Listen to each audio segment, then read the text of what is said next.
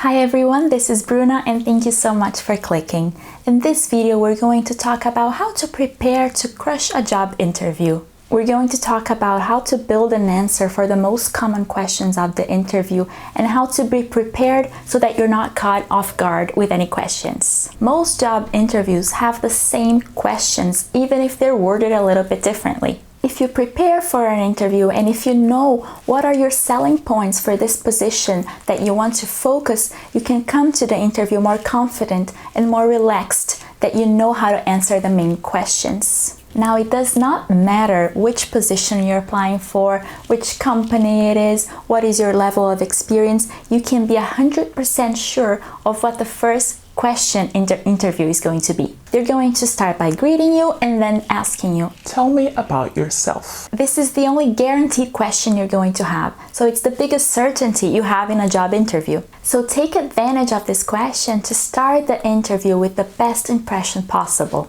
You can even memorize the main points you want to touch on. And don't feel like you need to be brief. No one's going to interrupt you during your answer. So really take the time to respond this first question the best way possible. If you think you have great selling points for this position, if there's something that you want to make sure you get to say in this interview, use this opportunity to say it right off the bat.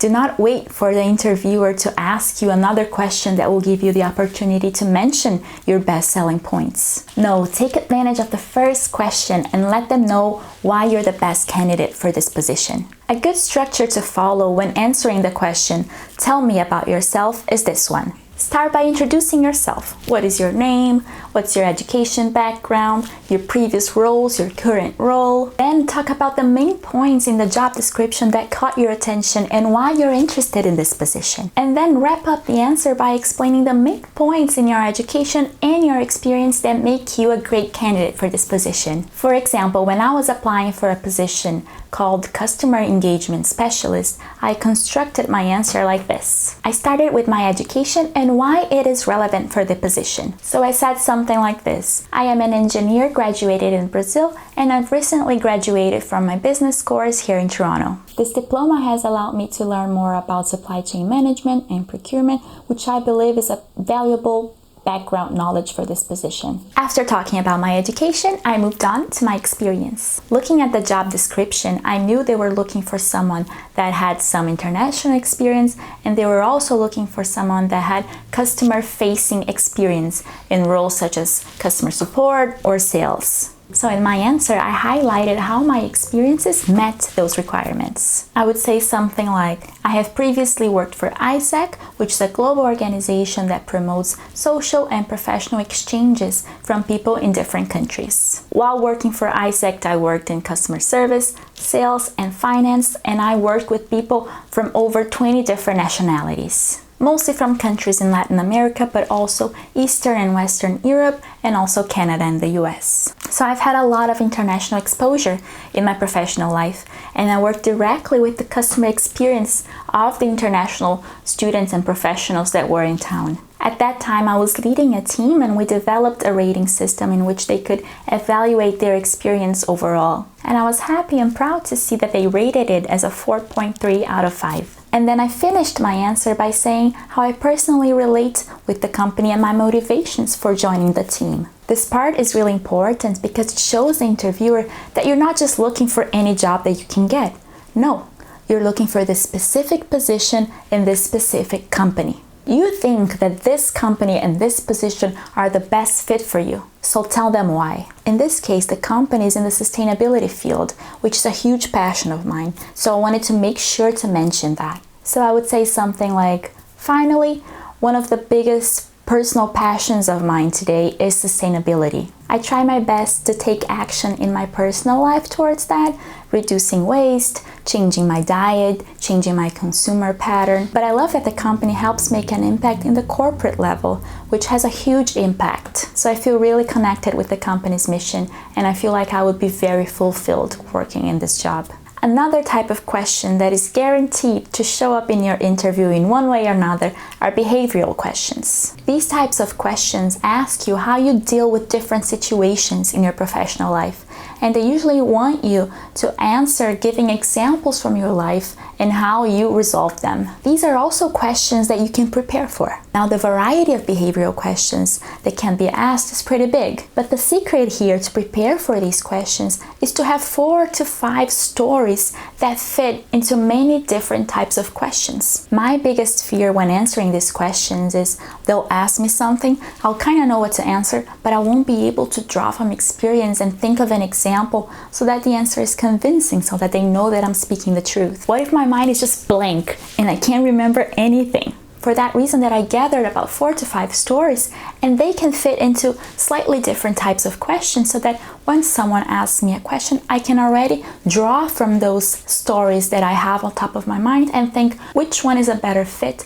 to use as an example in this specific question. For example, one of the stories I like to tell in a job interview is this one. When I was working with customer experience for ISEC, one of the interns was expelled from his house from one day to the other. Turns out his roommate was not paying rent, was not paying the bills, and they were kicked out of nowhere. He was texting me and letting me know, tonight I don't have a place to sleep anymore, and in 1 hour I won't have access to internet anymore because they're cutting that too. I had to think quickly. There was no way that I could find until the end of the day another place for him to stay for a reasonable price in a reasonable location. So I just told him, come over to my house, you can sleep here in the spare bed until we figure something out. So he ended up staying with me for 2 days while we were looking for another place, and then he moved out again. Now, this was a very challenging emergency situation, but in the end, he was so grateful of how I approached it, how quickly I responded, and knowing that he had my support. I learned from this case that unexpected and negative things are going to happen when you work in customer experience. But what is really going to determine what is your final customer satisfaction with their experience is how well and how quickly you respond to these situations. So now that you heard the story, can you see how this story fits these 2 types of questions? Give me an example of a time you went out of your way to make sure a customer had the best possible service from you. Give me an example of a time you had to be quick in coming to a decision. What were the obstacles that you faced? Can you see how these questions are very different, but the story fits both of them? So if you just remember to prepare a few stories in your mind, you'll be able to find different situations in which you can use them as an example. And then when telling the story, make sure to start with the background. So what was the position? What was the situation? Then explain the issue, explain what you did in response, and explain what you learned from it. Let's look at one final example for behavioral questions. Another example of a story I tell is one that fits these 2 types of questions. Describe a situation when you were required to do a number of things at the same time. How did you handle it? What was the result? The second one is, tell me about a team project in which you had to take charge of the project.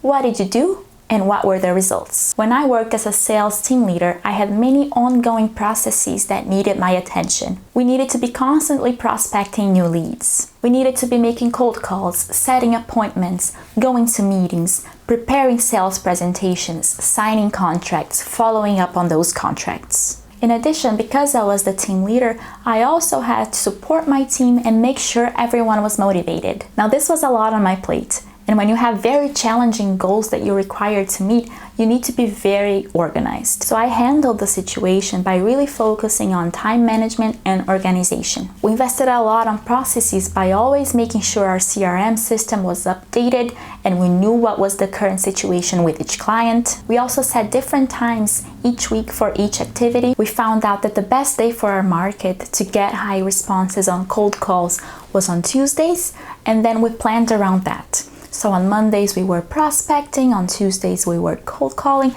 and then setting appointments for Wednesday, Thursday, and Fridays. This worked really well. We had a sales cycle because we had a deadline where the project needed to start, and our team was the highest performing team on a national level in the sales peak month, which validated all the planning and organization that we did. So can you see how this story is a very good fit for both questions? So my advice to you to prepare for these types of questions is to Google the most common types of questions that are asked, and then start thinking from your own experience what stories you can tell that fit those situations and how you behave in those situations and what you learned from those situations. When you Google behavioral questions in job interviews, you have a lot of questions. But remember, try to pick 4 to 5 unique situations that you've been through and that can be applied in many different scenarios. The reasoning behind this strategy is because it is unlikely that you'll be able to have tons of stories top of mind for the job interviews. But if you have a few of them, but really prepare them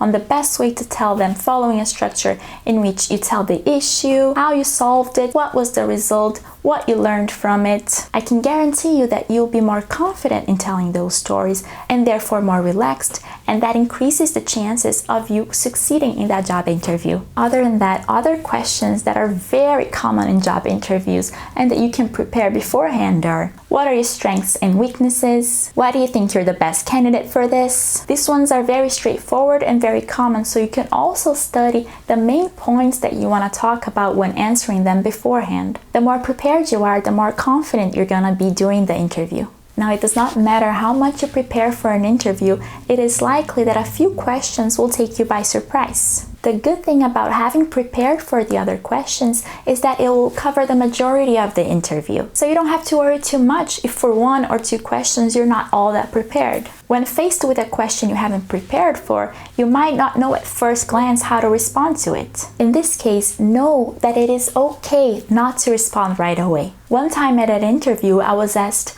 what was my approach when learning to use a new online tool. I had never thought about this, so I had never paid attention on how I approached it. So in this case, I didn't know what to answer right away, and instead I said, let me think about that for a second. No one is going to pressure you into answering right away, so don't think that you need to have all the answers ready to go. Taking the time to think before answering a question can also be perceived as positive because you're really thinking about your answer. You're not just jumping in and saying something that doesn't even have content. Something else that can take you by surprise is when you simply don't know the answer for a question. One of the hardest interviews I have been through was back when I was in university for a very competitive internship. The interview was long, filled with lots of questions. They expected me to know the company's vision, mission, so much stuff. And when the interview was finally over, I was about to leave, the interviewer said, "Oh, just one more thing. What is your opinion about the study model developed by..." And that said the name of a person that I have never heard of before. I have a hard time remembering names and things like that. So one of the first thoughts that came to my head was, oh my God, am I supposed to know who this is and I don't? I'm gonna look so stupid. I even considered lying at the moment and pretending like I knew who this person was. But then I was so afraid that I would answer something that would give away that I had no idea what I was talking about. So instead, I decided to go with the truth and answered, "Oh, I've never heard about this study. Can you tell me more about it?" The interviewer then summarized what were the main points and I was able to comment on it. Then I went home and looked up who this person is. And today, of course, I can't remember their name again. But I saw that it was someone that was not very known. So the chances that anyone would know who this person is were very small.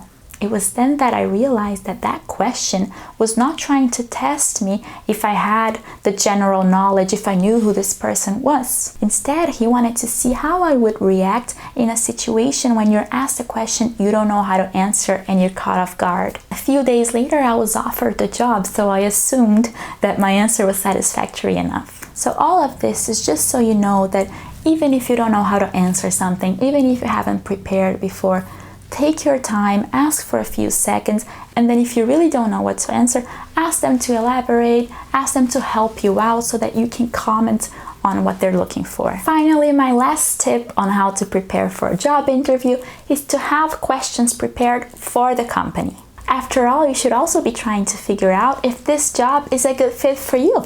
I don't think there are any rules on what questions to ask, but I do believe that the more interested you seem about the company, about how things work, the better. So don't just ask them general questions such as, oh, what are the next steps? That's a good question to ask, but make sure to ask something about the company and about the job. I have asked questions such as, what is your customer base? What is your biggest challenge? What are your competitors? And then if the interview is not very formal and I'm being interviewed by the person that would be my boss, for example, I like to ask them what is their best part about working in this company and what is their worst part or what is the most challenging part about working in this company. And then you can finish off by asking what are the next steps, when will you hear from them, so that you have an idea of what to expect. I really hope this video was useful for you and that you found tips here that you can start adopting. If you found this video valuable, make sure to give it a like and let me know in the comments down below what else do you do to prepare for a job interview. If you're interested in business writing and professional emails, check out the description of the video below and I'll link some resources. Thank you, and until next time.